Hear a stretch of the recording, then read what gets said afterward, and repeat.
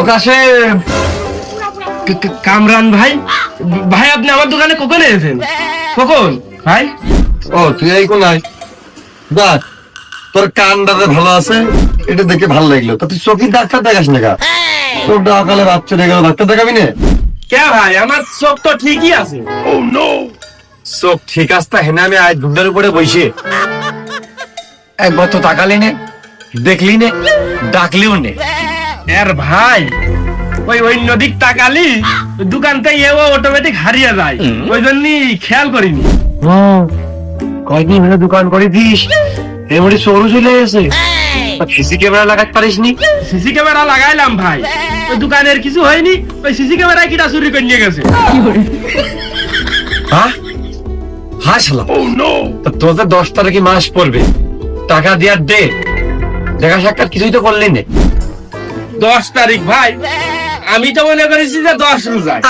আহা, পীরে কামেল মুফাসসিরে মৌলানা মাদানী সাহেব, আপনি কবে থেকে দিন তারিখ বাদ দিয়ে আরবি মাসের হিসাব শুরু করেছেন?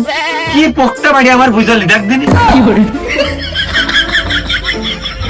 সত্যি ভাই আমার মনে নেই, সামনে বারে যে ঈদ, খুব চাপ তো মাথায় রাখতে পারিনি। আমাদের পক পক মেরে করলি ভাই, আমার রানিং দোকান, খুব রমরমা ব্যবসা, খালি মাল উঠানোর দরকার। আপনি টাকাটা স্যাপ দিয়ে খালি গুনিয়ে নিয়ে যাবেন, আপনার আর কোনো কাজ নেই। কি হইলো? বেচা কিনা কমিয়ে গেছে ভাই, নতুন দোকান, ওই রমরমা ব্যবসা কোনো রানিং করে উঠতে পারিনি, সামনে হবে।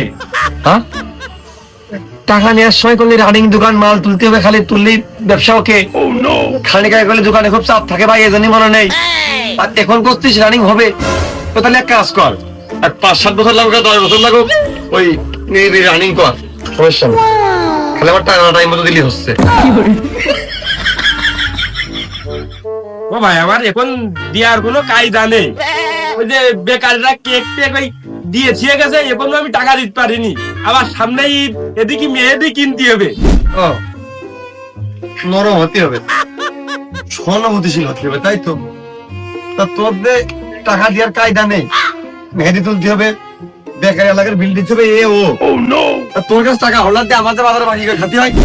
তুই দোকানে সুলাম, দোকানে খেজুর, তুই প্যাকেট মুড়ি, সোয়াবিনের তেল, বেসম, ময়দা, এগুলো আমার বাড়ি পার্সেল করে পাঠাই দিবি না? তাহলে আমি টাকা পাতে আসি না, কোনো নেটাও হয় না, তত করিস তুই।